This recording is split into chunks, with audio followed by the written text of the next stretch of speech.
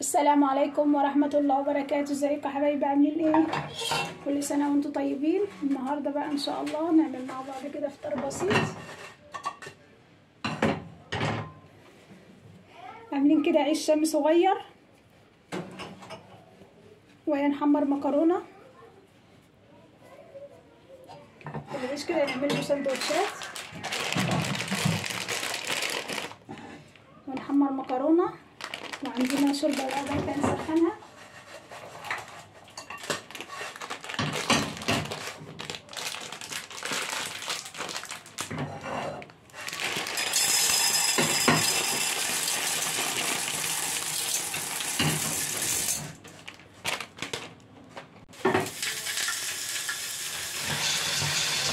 نحمر بقى المكرونة اللي التقليب مستمر عشان تاخد لون ذهبي كده حلو.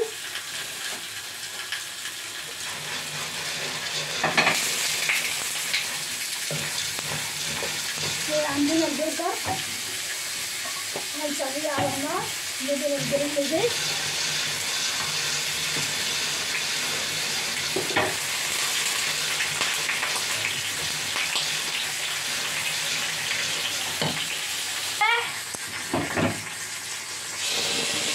نضيف بقى المكرونه فيها شويه كده من الصلصه،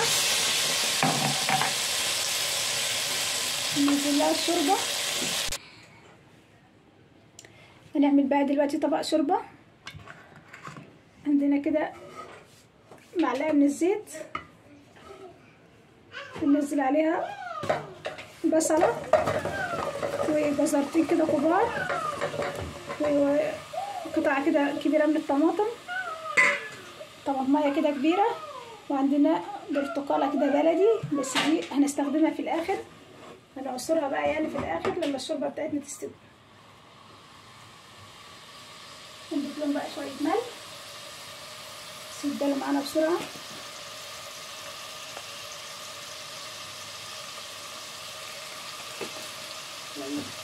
توابل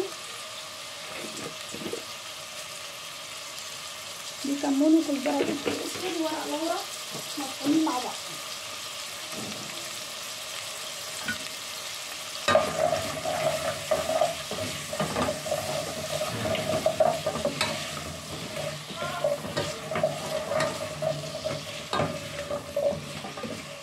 كمان فص توم ياخدوا تشويحه كده مع بعض. نضيف لهم الشوربه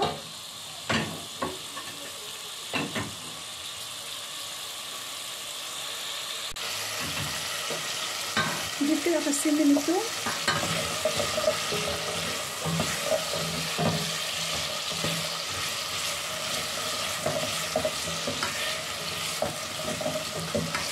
تشويحه كده بسيطه. الخضار يبتدي كده يتجل. نضيف له بقى شوربه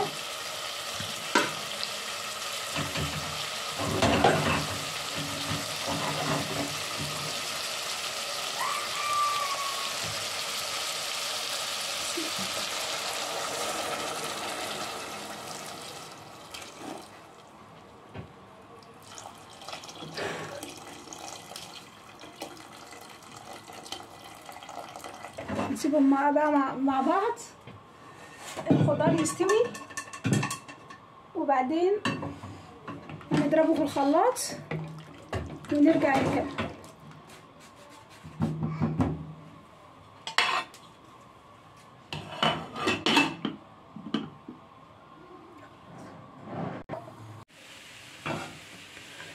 الشوربه بقى بتاعتنا ضربتها في الخلاط بالشكل ده.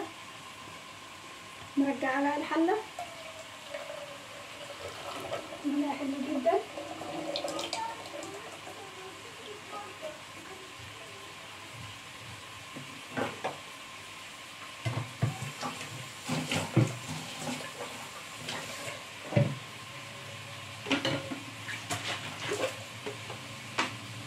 نضيف لها شويه من الميه،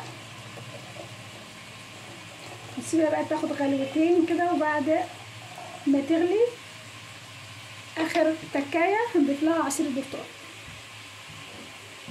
نحمر بقى السمبوسه بتاعتنا.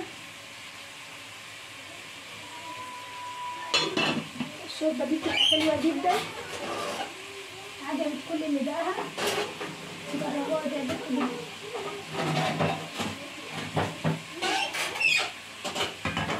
نحمر السمبوسه.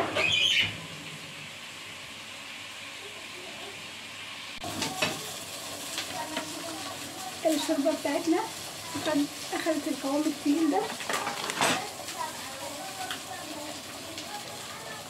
ننزل بقى عليها بعصير البرتقال. بسم الله.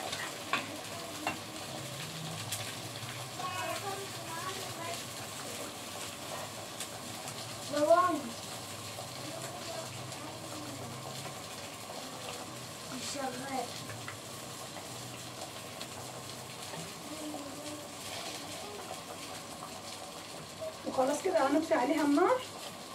البرتقال ما يغليش على النار، لان لو البرتقال غلي هيمرر الشوربه بتاعتنا تبقى مرة. فاحنا بس كده بمجرد ما نزلنا عصير البرتقال هنطفي على الشوربه. جربوها جدا، هتعجبكم جدا جدا.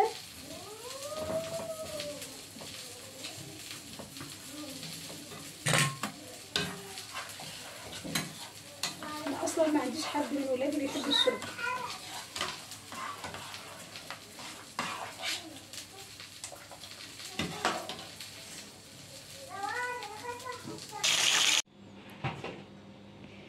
دي شكل سفرتنا النهارده، بسيطه،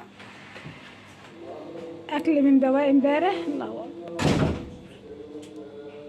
كملنا بقى عليه بالطريقه دي. ده البلح اللي احنا كنا عاملينه مع بعض في فيديو البلح. بسم الله، شكله حلو جدا، طعمه تحفه.